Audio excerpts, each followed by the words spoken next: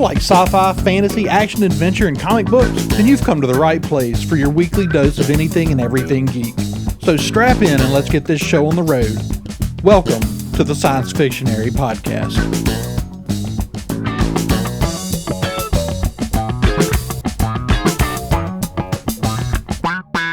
Welcome back, everybody, to the Science Fictionary Podcast, presented by thesciencefictionary.com. I'm Andrew, and I'm here tonight with Marisha. Hello. And David. Hello. And we're going to jump right back into the Pillars of Fantasy. You may have or may not have, if you didn't check it out, we just got done with a series covering the Pillars of Science Fiction. And that one is, those episodes are complete and up, and there's related information on the website at sciencefictionary.com. There is a poster with all of that information on it on our TeePublic page, which you can find by searching the Science Fictionary, or I will drop a link in the show description. All but right, now we are talking the Pillars of Fantasy. So the idea with the Pillars of Fantasy is, just like with the Pillars of Sci-Fi, is to go back and to find those things that are crucial and critical to shaping the modern fantasy genre. These are not necessarily the best pieces. Some of them are. Some of them are absolutely 100% the best pieces of fantasy out there. Lord of the Rings is on the list, and you know there is nothing that really stacks up quite to what Tolkien did. But some of these may not necessarily the best. They might not even be true fantasy themselves, but have been critical in shaping what we know as the modern fantasy genre. Last week on the list, we had, we by unanimous consent, we put the Middle-earth books, so the Lord of the Rings and the Hobbit, on the list. We added The Witcher, The Epic of Gilgamesh, Beowulf, Harry Potter, the Mother Goose Tales, Chronicles of Narnia, Advanced Dungeons and Dragons, the first 1973. I think it's actually 1978 edition. I think was the first of Gary Gygax's Advanced Dungeons and Dragons books, and Discworld. So tonight we're going to jump into the second half of our list and try to wrap this up and get this list done. So next week we can jump into TV, which it's going to be way harder. It's going to be way harder. This one is hard because it's so hard to narrow it down.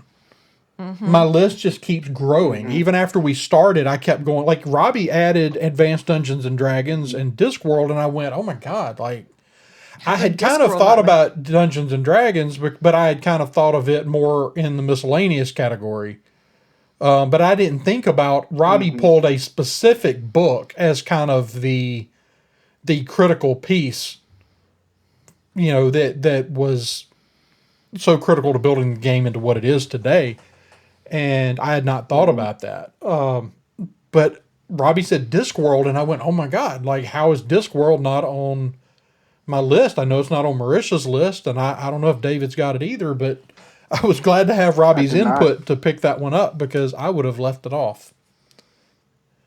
And it definitely belongs on the list. Well, I think we should let David start this time. All right, David. You got your first one for tonight ready?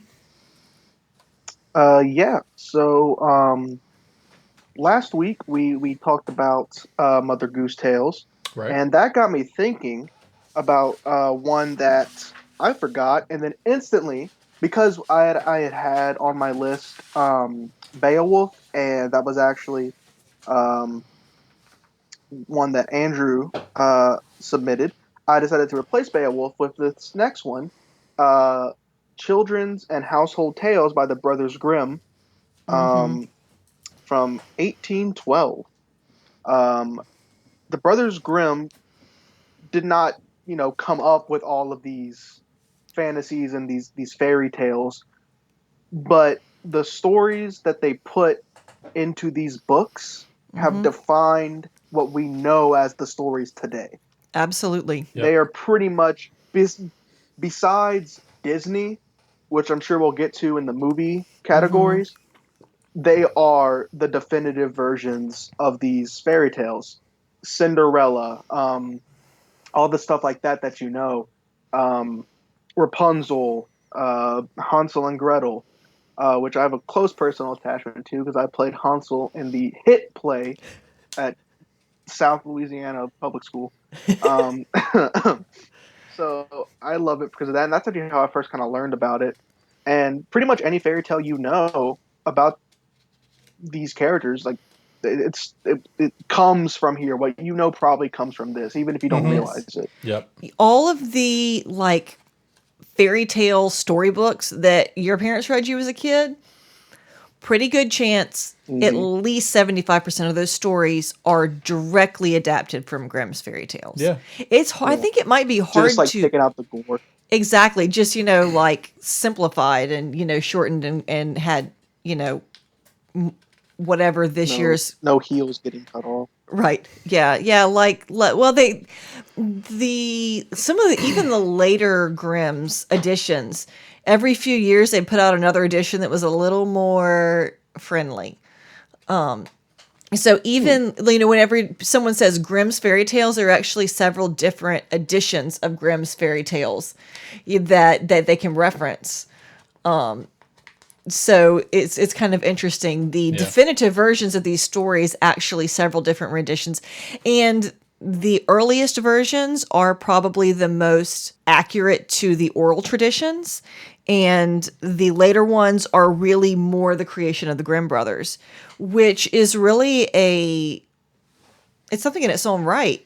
That they managed to make these stories so palatable. Well, they managed to go get these stories, collect these stories that were such a big part of the oral tradition, But so regional. Yeah, right, and we've seen another. You had Mother Goose Tales, and we mentioned Madame d'Aulnoy's fairy tales, which were kind of the same thing. It was these collections of regional folk stories. And you have collections like that all over Europe, but Grimm changed the way we saw Yes. these, because the Grimm brothers took these stories, and like you said, they initially collected them because these were folk tales that were, these early stories. I mean, these were made to like Scare children into being good. scare children into being good. Exactly. And they slowly turned them into more fantastical stories that were more enjoyable to read, more palatable. Right. And but they totally changed the Grimm, the first issue, the one that David is talking about is really the one that sets the stage for fairy tales beginning to transition into the full-blown fantasy genre. Which of course leads to like everything that we have. Like we wouldn't have the movie Tangled if not for this, Right. Right. Like it really does have that big of an effect and a ripple effect on what we know as fantasy. The most popular ways of getting people into fantasy, which is it's probably Disney, and most of the stuff they do and most of the stories they make they come from this. Yep. Especially, I mean, those first, most iconic fairy tales. You've got Snow White, Sleeping Beauty, and Cinderella. Those are all Grimm's fairy tales. We got into the Hans Christian Andersen a little later when we got Little Mermaid and eventually the Snow Queen. But, that initial kind of push into fairy tales, yeah, it's definitely... I think if you had to pick one thing that the most influential in the kind of fairy tale department of fantasy, That's it right Grimm's there. fairy tales wins, Yeah. hands down. Yeah, these others were important, but Grimm's is It's next still level the important, definitive too. edition, Yeah. even today. So, Marisha, what did you have first for tonight?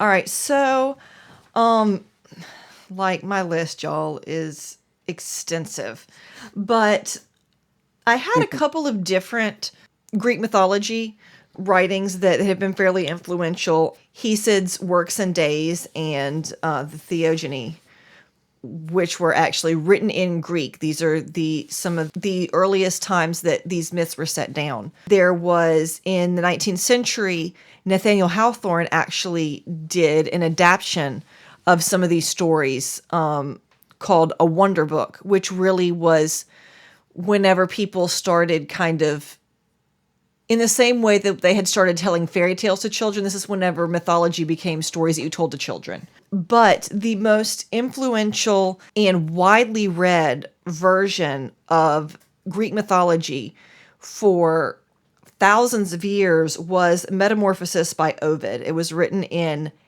the year 8 AD and was basically like 250 different myths were set forth in this Latin version of the great Greek myths.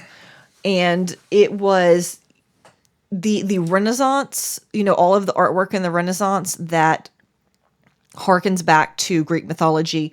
This is what they were reading. The writers like Chaucer that were kind of quoting back, or Shakespeare that are quoting characters from classical mythology, they learned that because they learned to read Ovid. That was one of the ways, an important part of education was to learn Latin, and you needed to be able to read the Vulgate, you needed to be able to read Ovid. Those were some of, considered kind of bastions of what made an educated person.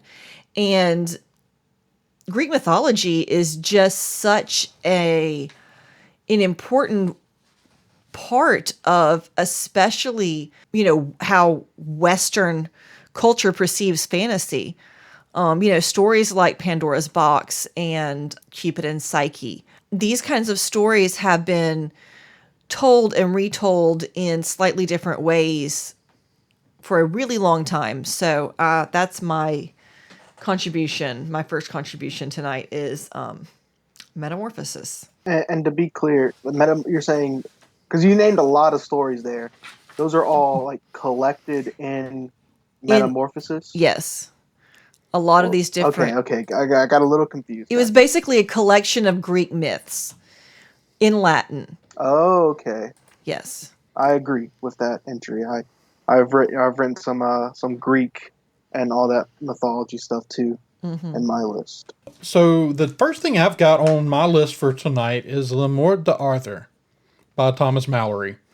That is going to be, what year is that from? 1485. It is the quintessential telling of the story of King Arthur. It is it translates as the death of Arthur. It is the story that sets the stage for everything that we have gotten since then regarding King Arthur and his knights. Begins with this telling of the story. Some of the most famous elements of the Arthurian legend were introduced in this book. Isn't this the first the first time that Lancelot makes an appearance? It is. In the Morte d'Arthur? It is. I believe so. So if we want to talk about the different types of fantasy writing, and of course King Arthur, the Arthurian legends have inspired so much of that particular of that specific subgenre of fantasy. It inspired writers like Tolkien and Lewis and MacDonald and there's a later telling of this story. T.H. White did a book called The Once and Future King in the 1950s, which is basically a retelling of this story, but T.H. White rewrote his to have an impression on, because it was set in a post World War II era, and it was to kind of give hope and after a war. And his version actually ends just before Arthur's death, where Le Morte d'Arthur actually goes all the way through the story. Yeah, that was actually on my list.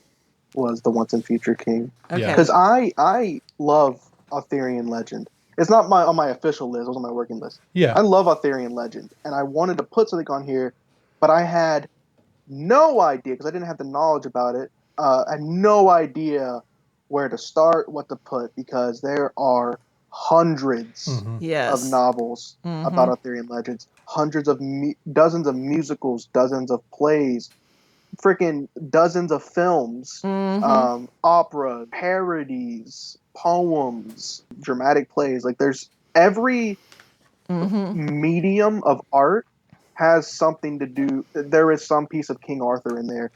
So I know that I knew I wanted to put. I'm so happy that you put this as one of your entries because I know that I wanted to include Arthurian legend. Mm-hmm. That I ended up actually putting in my missed working list, Arthurian legend. I had no idea where to start, but Right. I love it. I remember I put like the Mist of Avalon was one that I was thinking Hmm. about. Mm-hmm. The Sword and the Stone. There's Right. so much Arthurian legend, but it sounds like that's where it all kind of started. Yeah, I mean, there are manuscripts of stories that kind of predate, but the idea, the modern idea of who Arthur was, this is where it starts. Yeah, this is kind That's of awesome. where the King Arthur and the Knights of the Round Table, as they were sort of reframed as courtly heroes, because this Okay. was the age of chivalry. This was, in a post Right. Eleanor of Aquitaine Europe, there was kind of this environment of the laws of chivalry and the rules of what it meant to be a real knight and a real lady. And this was the first time Mhm. that the King Arthur stories had, at least in a literature, as opposed to just stories being told around a fire, was really framed that way. So yeah, really influential. Yeah, I mean there are some really influential 19th century, the boys King Arthur, or Howard Pyle's King Arthur and the Knights of the Round Table, that kind of continued that sort of courtly image of King Arthur. But yeah, it's hard to argue with. Andrew kind of went back and forth a little bit between the Once and Future King and this, right? Right. Because they both in their own way been so influential. But if you're going to go back to the source, which, I clearly am a big fan of going back to the source. Right. Well, it was one of those things that kept going back and forth, and then I stopped myself and I went, this is supposed to be the things that built it, and the Once and Future King is clearly built on the back of this, and so that's why I settled here. And this is still the most widely known version of the Arthur story. All right, David, what did you have next? My next entry on the list, this was, kind of a hard choice, but then I thought about it and it's something I really wanted to include, so I decided to do it, and I think it's a good entry, is Robert E. Howard's Conan. Yep. Pretty much defined the sword and sorcery. I mean, what is it? The sword and Yeah, sword sorcery and sorcery. genre, sword and sorcery genre. Yeah, I was thinking of sandals and swords, but that's no sword and sorcery genre. There are dozens of Conan books by Robert E.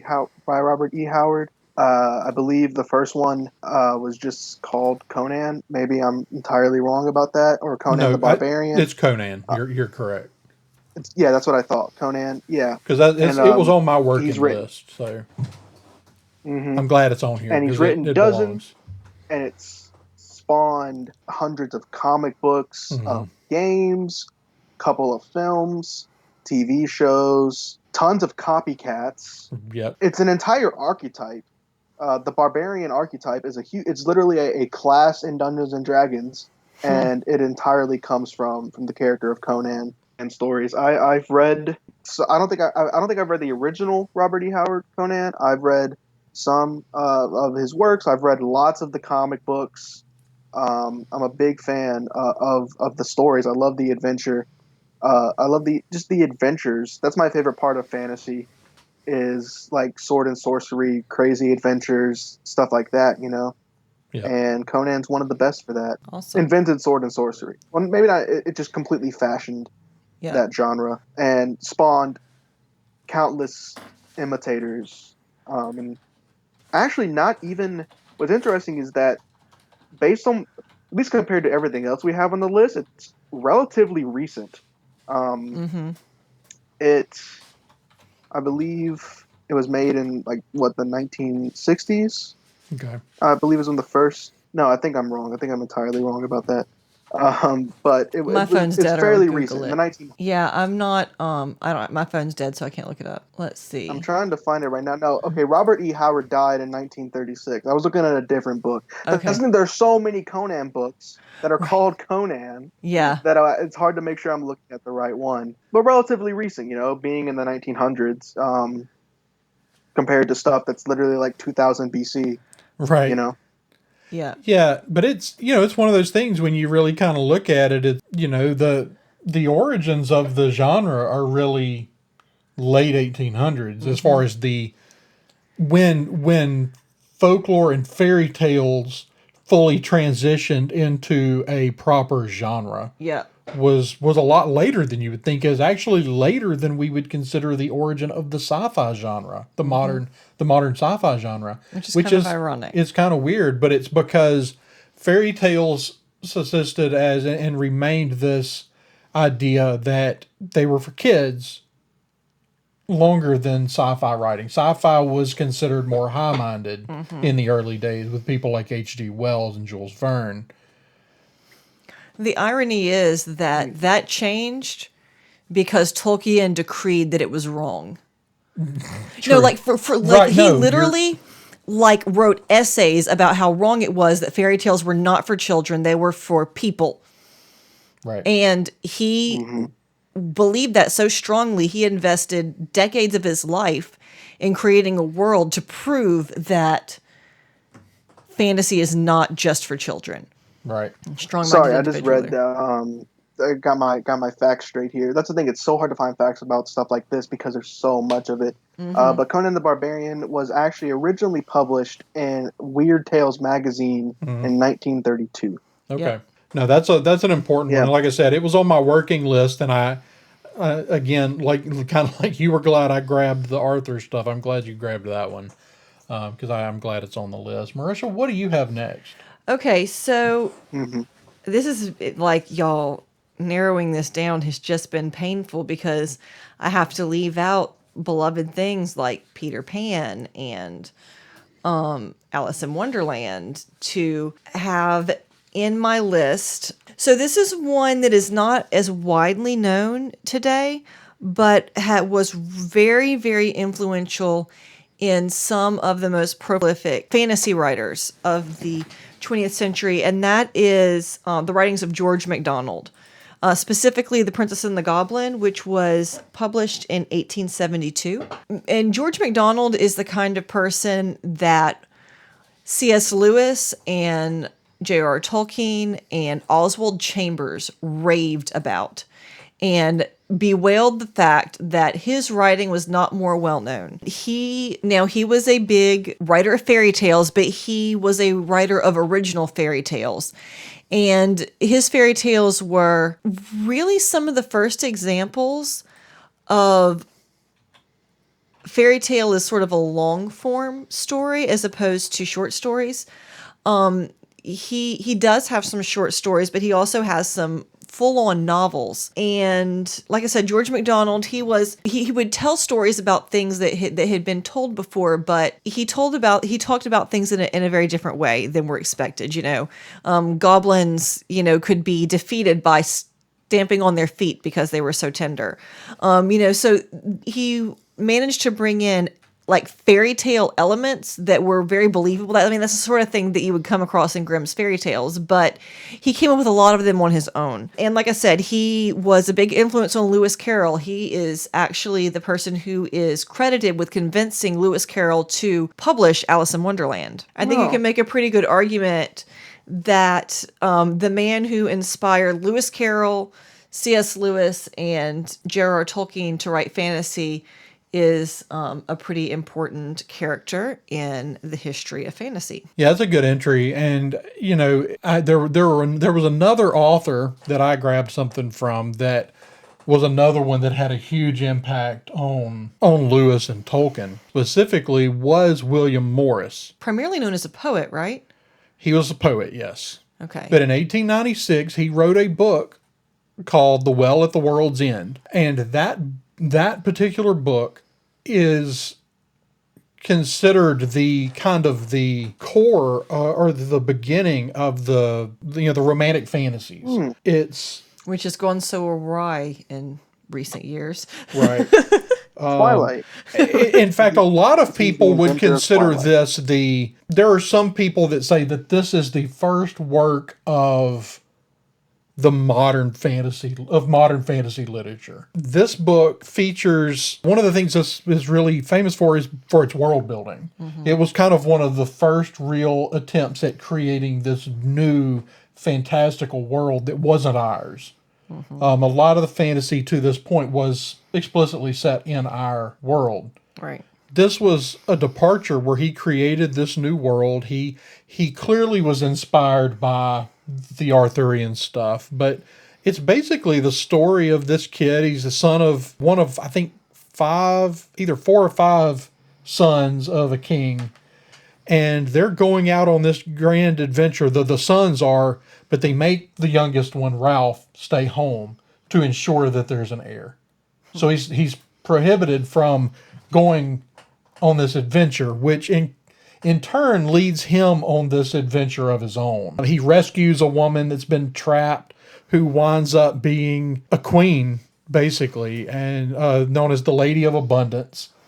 And and she has drank from it's got some Arthurian elements. It's got the Fountain of Youth thing kind of going on here too, because they set out in search, because she has stayed beautiful and youthful, even though they don't even know. I don't know if it really tells you how old she actually is, but there's clearly something different. It's because she drank from this well at the end of the world, at the world's end. And so our character sets out on this journey for the world's end to drink from this well, ends up meeting back up with his brothers. And so you get this grand adventure epic, much like Frodo's adventure. I mean, different. We were on a different adventure, but there's a lot of things that are mirrored here. And in fact, Lewis and Tolkien wrote an entire essay about this writer, but he also talked about there are some interesting crossovers where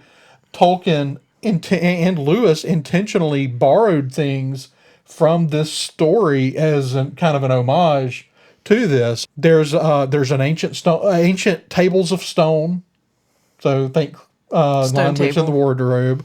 There's a King Gandalf, also a King Peter. There's a white horse named Silverfax, who is definitely. I mean, there's no doubt that Tolkien got Shadowfax from that.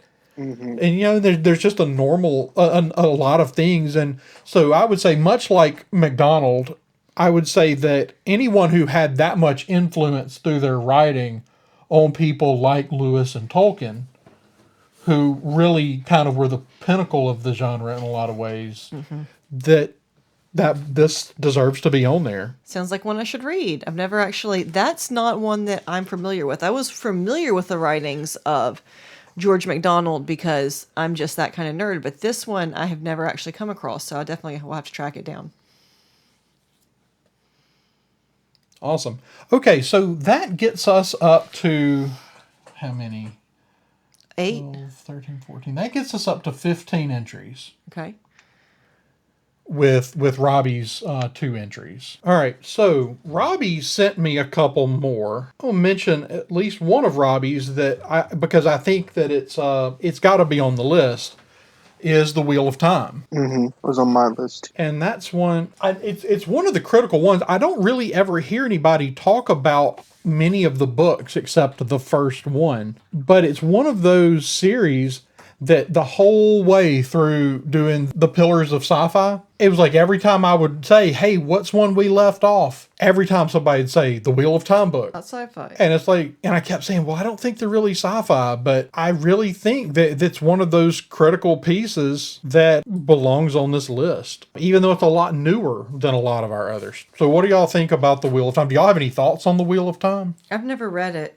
I've heard the first one's really good, and that the subsequent ones get less and less good as they go on. I've been told that I ought to read it, but I think it has to be acknowledged to be important because so many other people say that it is.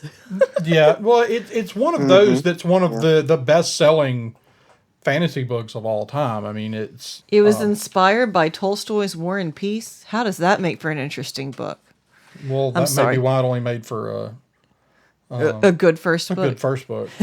Anyway, I'm sure somebody will have something to say about that. But The fact that none of us we're have going to read. put that on it. Robbie had it on his list. I wish he was here to talk about it a little more. But let us know what you think about the Wheel of Time series.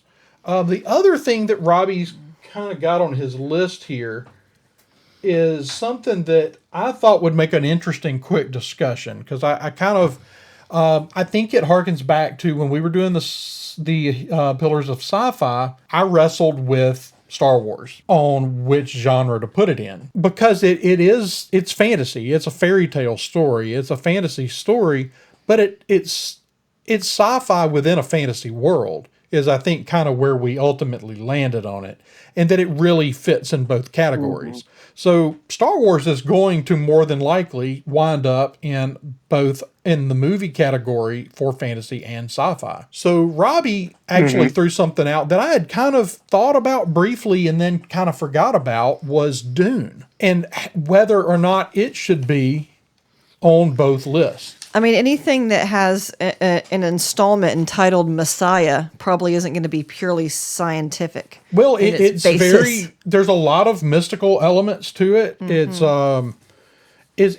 much like Star Wars, and it had a lot of effect on Star Wars, and it's science fiction, or it's fantasy with sci-fi elements. Yeah.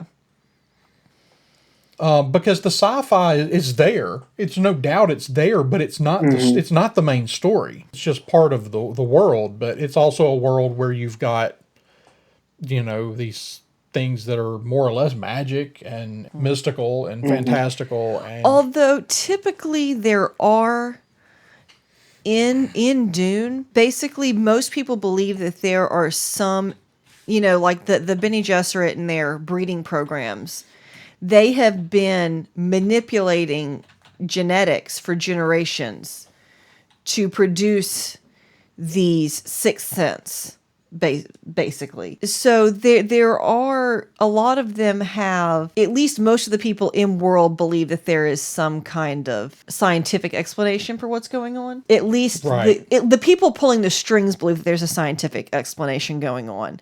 Everybody else believes that the man's a god. okay, so I'm not saying let's put Dune on the list yet. I just kind of wanted to see what everybody thought about it and maybe put it on the table, depending on what else we Yeah, I find. mean, if we want to get it up to 20 and we get to 19 and we really don't know what to put for 20, I think an argument could definitely be made for it. Yeah. All right. So let's just go back. go David, another what do you have that you would like to throw out there as a? Let's see. We're at 16, so we need 4 more. Correct. We need 4 more. So I sort of see this almost as like a nomination thing. Like, I'm gonna nominate something, and then you'll have to tell me what you think. Okay, we'll give a consensus. So this got down to. So I think we're all kind of down to the stuff that can be argued on or off. My next thought, actually, we even touched on it whenever we talked about the Epic of Gilgamesh, but should the Odyssey / the Iliad, the sequel to the Odyssey, right, be on this list? I think that you could make a really strong case Well, I think that for putting most, the Homeric epics on this list. most scholars consider Beowulf. Yeah, they consider Beowulf and the Odyssey the 2 earliest examples of fantasy writing. Yeah. So I think there's absolutely a case for. I mean, the Odyssey's on my working list. It's on my working list too. And It's on mine too. So I think at this point, if it's on everybody's list, it probably makes it. I think that's. I think that that's a very strong one that should be on the list. Yeah, I think so. Yeah, I knew, just from my research, I knew it was actually on my original list, but then I took it off because I was hoping y'all would put it on y'all's list. Yeah. It just, Because I actually have never read it because I dropped out of college before I had to, so I never read the Odyssey. Well, you I can just still know read it. about it. So, fun story. I didn't actually. I was homeschooled all the way through, all the way through high school. And my mom was one of those people who believed that children should learn what they were interested in. So consequently, I did not learn my Yeah. times tables, but I read lots and lots of fiction. So you can still read those sorts of things even without a teacher telling you what to think about it, and you might even get more out of it. Well, What? that's one of the books. Yeah, Honestly, probably. as far as books that I have read multiple times, that's probably really high up my list as far as number of times I've read it. You know what's a really good adaptation? Rosemary Sutcliffe has an adaptation. The version of the Iliad is called Black Ships Before Troy, and I don't remember what the Odyssey adaptation is, but it's really easy to read. Homer sometimes, it's been translated lots of different ways, sometimes in verse, sometimes it's just kind of, See, I always read it in verse. sometimes it's a little dull. But Rosemary Sutcliffe is always a Homer good. Simpson wrote the Odyssey? He did. It was something. Pen in one hand, donut in the other. Yes, indeed. But yeah, no, the Odyssey is like some of the most enduring classical motifs, Well, yeah. Cyclops and sirens and, lots of different Yeah. things. Well, the just the effect Men hopping that, around the world, cheating on their wife with goddesses who, while the wife is sitting at home, spinning and Right. putting off all But the. it's the Suitors. the Greek epics have been have remained a such a huge part of the cultural lexicon for so long Yep. that I don't think you can deny the effect that those Greek stories had. So yeah, that's a great one. Marisha, do you have something you want to? But I think definitely putting the Odyssey on the list. Yeah, I think right? so. Yeah. Okay. Okay, so my submission for the next spot is 1001 Nights because it's just, again, has become such an important part of the fantasy lexicon, genies and, magic lamps and flying carpets and a lot of things that have actually become elements of fantasy. They're not really, they're definitely separate from traditional like European tales, fairy tales, but they're basically just fairy tales from somewhere else, from a completely different cultural background, right? Some of them are Persian, some of them are Islamic, they're Middle Eastern, they're all sorts of different. I was actually trying to figure out when they were actually compiled, and there are so many different. It's like trying to find the original author of King Arthur stories, in a really general sense. Like It's like you're taking a manuscript and trying to figure out who wrote it. right, and not only, but so many different versions of this because it's an anthology basically of lots of different kinds of stories, lots of different stories from lots of different places. It's really like locking down the first time that even it was written down is pretty much impossible.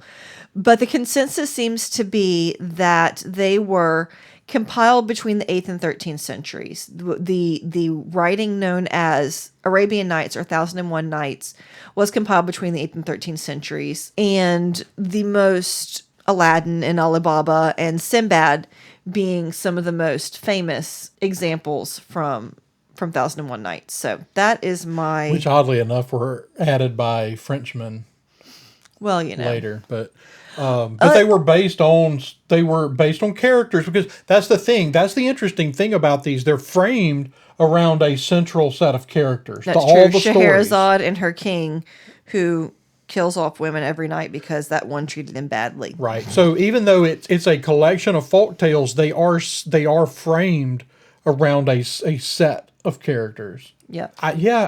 They're one that's on my working list as well. They're much like the Grimm's fairy tales or the Mother Goose fairy tales. They're fairy tales from another place, from another culture that have influenced, Or several other cultures, really.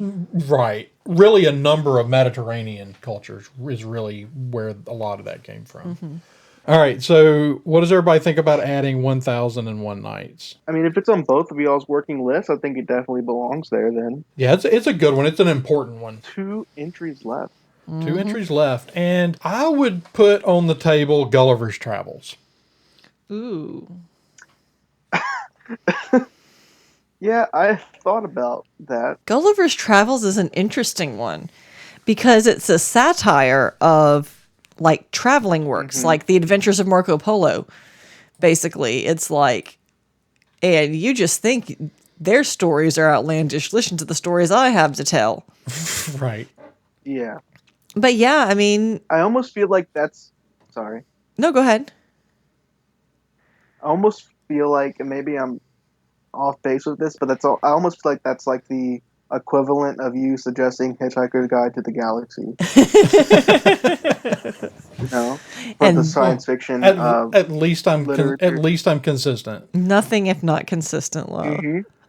Now, that's not me complaining. I think that'd be a great. I love Hitchhiker's Guide to the Galaxy as an entry on the sci-fi list, and I am not complaining about this one. I mean, I think it has its place. I think it definitely has its place. You know, not everything has to be like written 2,000 years ago in a super serial and epic. You know, Right. when I say serial, I mean like serious, and like it doesn't all have to be that. And the Right. Gulliver's Travels, I think, is very popular, very big, very influential, and I would support it. But I'll let you talk a bit more about it. Okay. I mean, it's one of those things that it, like Marisha said, it's satire, and sometimes you look at satire and go, well, does it really belong in the genre? But this one becomes its own through its satire becomes its own thing that is mimicked all the time in science fiction and fantasy.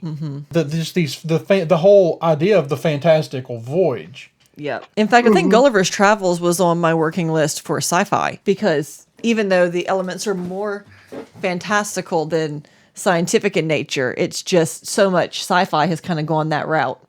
Right. You know, kind of followed that trope. Also, in researching, I had read Gulliver's Travels, but I'd never seen it with the full original title, Yeah. which is Gulliver's Travels are travels into several remote nations of the world in 4 parts by Lemuel Gulliver, first a surgeon and then a captain of several ships. Because in the 1700s, the more words in your title, the better. But I mean, it's like I said, it's satire, and there's a lot of humorous stuff in there, and there's some dark stuff in there. Not to mention, like, he puts out you know how he puts out the fire in the Lilliputians village. Right. Do you know this, David? How does Gulliver, pop quiz, how does Gulliver put out the fire in the tiny village? Peas on it. He Of course, absolutely yeah. does. They all get very mad and they banish him because that's an uncouth thing to do. So that's what I'm putting out there. So what do y'all think? I'm fine if it doesn't go on the list, or we can table it and mention a I'll let few others. Marisha make the call. Okay, so I think you've made a good case for it. It's not on my list, but why don't we see how many? We've got a little time. How many spots and do we we've have got 2 left? spots left. We have 2 spots left. Okay. And so let's put it on the table and let y'all throw a couple more out there, and Okay. then we'll circle We'll see back. what sticks. All right. All right. What you got next, David? My next nominee would be. Now, I just want to get this out the way. I'm not going to nominate A Song of Ice and Fire, which is Game of Thrones, because I love it. I think it's a big deal. I think it's very popular. I think that it will inspire things in generations to come. Like, if we would have done this list 20 years from now, sure, it would have been on there. Right. I think it's a bigger deal as a TV show. I agree. And as Game of Thrones. So with all the different stuff of literature, even though A Song of Ice and Fire personally is my favorite series, and I've read so over and over again, I don't think it quite fits in on this list because it's very much, and George R. R. Martin has admitted himself, it was all inspired by Lord of the Rings. Right. I think in generations to come, he will now be it'll be the new Lord of the Rings in a way of inspiring things to come. So I'm not going to do that one, but what was next on my list to nominate was Bram Stoker's Dracula. Ooh, yeah. Invented the character of Count Dracula, 1897. and pretty much created vampire horror fantasy. Yep, I think that And has that. been, one of Yeah. the most popular fantastical characters ever. Yep. So I would say that I'm just going to go ahead and say I'm going to vote yes on Yeah, Bram Stoker's I think Dracula. Dracula, yeah, definitely. Because fantasy does delve into the horror, some elements, the horror subgenre sometimes, and we don't have anything else like that on our list. Yeah, I agree. And of course, spawned many films, many different tropes about vampires, and everything that we know about vampires now, Yep. which is a pretty big deal in fantasy. Yep. When you really think about it, it's kind of pops up in most fantasy worlds. There was some vampire. It was all really established here. Yeah, at least something vampire-like. Yeah, that's a good one. In fact, I remember thinking about it, but it's not actually on my list, but it definitely should have been. That's one I think definitely belongs there. All right, Marisha, have you got something else? All right, so my last nominee is, and it's kind of a toss-up between Wizard of Oz and Alice's Adventures in Wonderland. But I think that Alice in Wonderland wins because it's just so...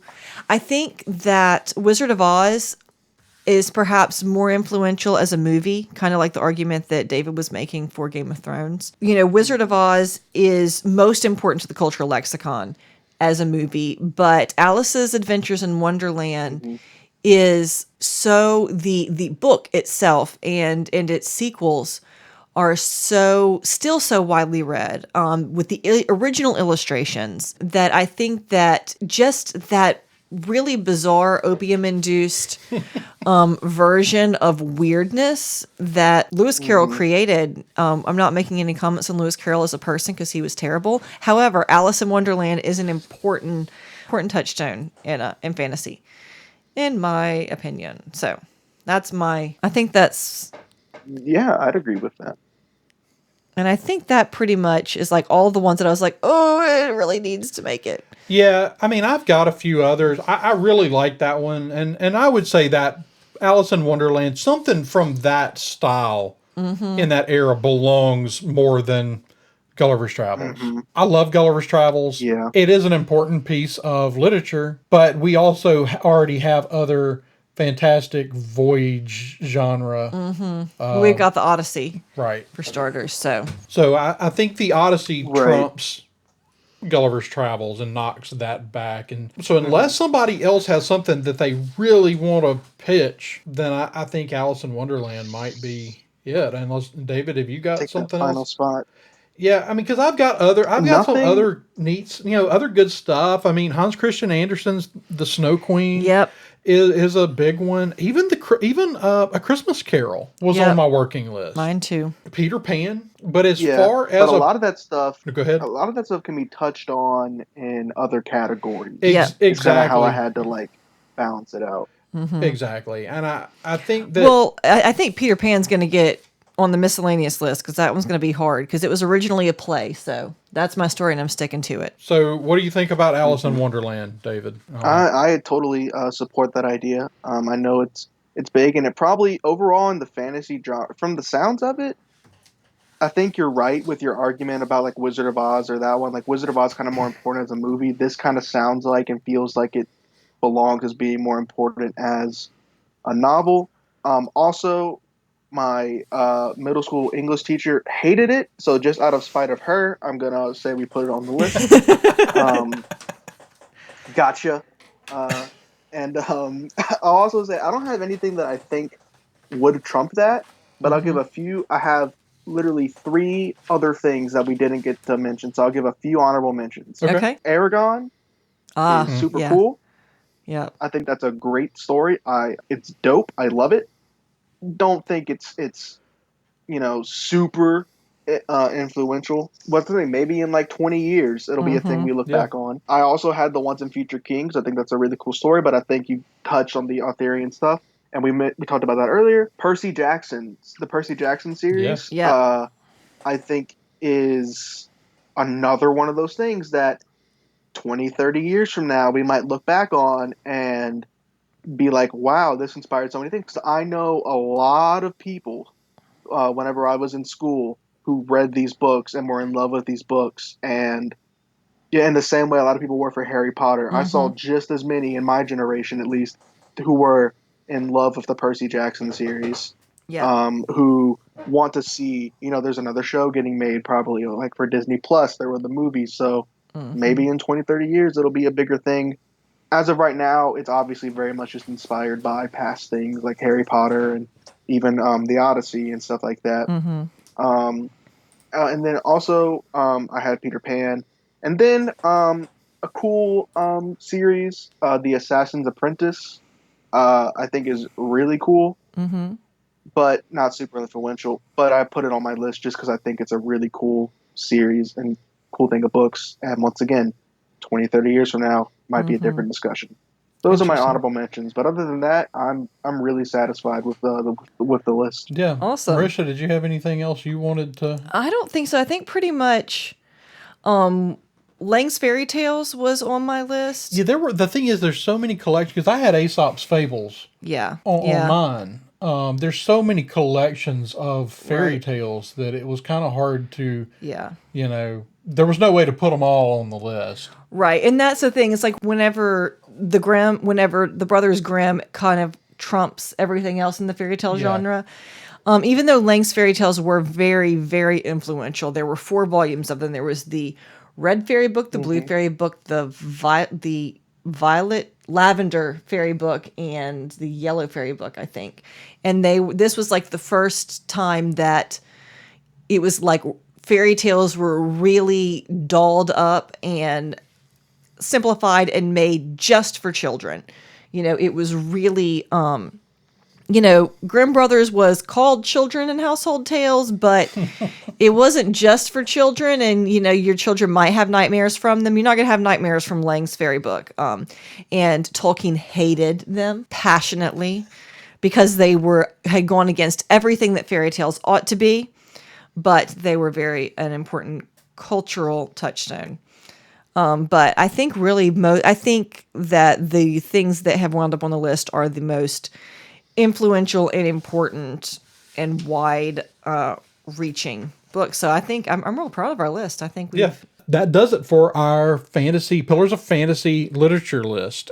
And as always, let us know what you liked about our list, or maybe what we forgot or should have added to our list. But until next time, Marisha, where can people find you?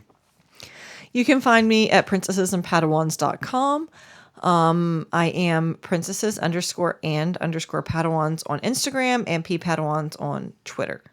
All right, David, where can people find you? You guys can find me on Twitter at stay_creativedd, and over at my YouTube channel, Creative D&D. I do tier list podcasts, Walking Dead, D&D stuff. I do wrestling videos if y'all are interested. So check that out.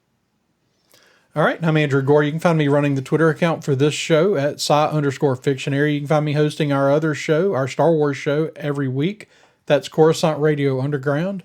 You can drop us a line at thesciencefictionary@gmail.com, or check out thesciencefictionary.com to see what we have going on over there. And until next time, live long and prosper.